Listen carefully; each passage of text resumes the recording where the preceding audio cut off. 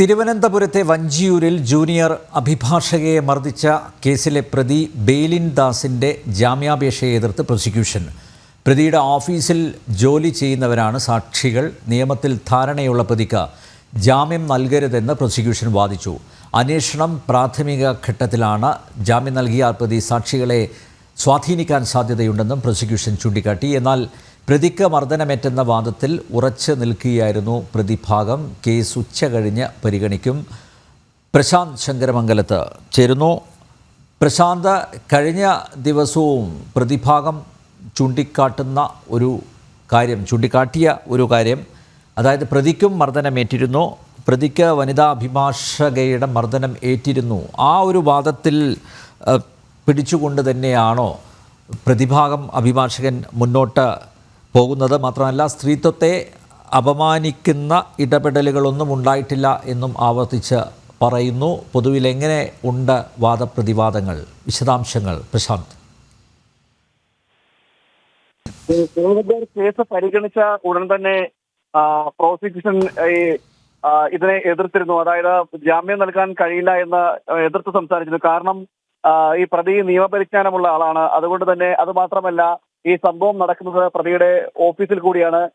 സാക്ഷികളെ സ്വാധീനിക്കാനുള്ള സാധ്യത വളരെ കൂടുതലാണ്. അതുകൊണ്ട് നിയമപരിജ്ഞാനം ഉള്ളത് കൊണ്ടും ഇത്തരത്തിൽ ജാമ്യം നൽകരുത് എന്ന പറയുകയുണ്ടായി. അങ്ങനെ അതിനെ ജാമ്യത്തെ എതിർക്കുകയാണ് ചെയ്തത്. എന്നാൽ ഇതിൽ പ്രതിഭാഗം നിർത്തുന്ന കാര്യമെന്ന് പറയുന്നത് ഇതൊരു കരുതിക്കൂട്ടി ചെയ്തതല്ല, ദേഷ്യത്തിന്റെ പുറത്ത് സംഭവിച്ചു പോയതാണ്.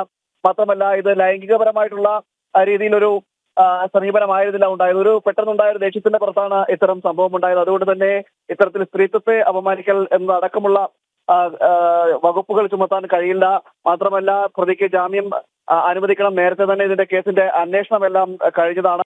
ആ ഒരു കാര്യം കൂടി എടുത്തുകൊണ്ട്, അതായത് തെളിവെടുപ്പുകളും തെളിവ് ശേഖരണം അന്വേഷണമെല്ലാം ഒരു ഘട്ടം വരെ കഴിഞ്ഞിരിക്കുകയാണ്. ഈ ഘട്ടത്തിൽ പ്രതിക്ക് ജാമ്യം നൽകണമെന്ന് ആവശ്യപ്പെടുകയും ചെയ്തു.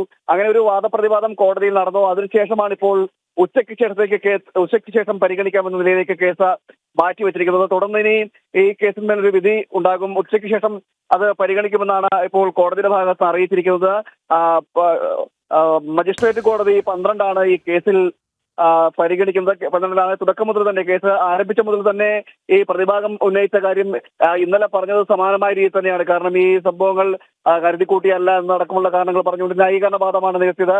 എന്നാൽ പ്രോസിക്യൂഷൻ അതിനെ എതിർത്തുകൊണ്ട് രംഗത്ത് വരികയും ചെയ്തു. അനന്യ. വഞ്ചിയൂരിൽ ജൂനിയർ അഭിഭാഷകയെ മർദ്ദിച്ച കേസിലെ പ്രതി ബേലിൻ ദാസിൻ്റെ ജാമ്യാപേക്ഷയെ പ്രോസിക്യൂഷൻ എതിർത്തു. പ്രതിയുടെ ഓഫീസിൽ ജോലി ചെയ്യുന്നവരാണ് സാക്ഷികൾ. നിയമത്തിൽ ധാരണയുള്ള പ്രതിക്ക് ജാമ്യം നൽകരുതെന്ന് പ്രോസിക്യൂഷൻ വാദിച്ചു. അന്വേഷണം പ്രാഥമിക ഘട്ടത്തിലാണ്. ജാമ്യം നൽകിയ പ്രതി സാക്ഷികളെ സ്വാധീനിക്കാൻ സാധ്യതയുണ്ടെന്ന് പ്രോസിക്യൂഷൻ ചൂണ്ടിക്കാട്ടി. കേസ് ഉച്ചകഴിഞ്ഞ് പരിഗണിക്കും. ഡോക്ടർ പ്രശാന്ത് ശങ്കരമംഗലത്താണ് വിവരങ്ങൾ നൽകിയത്.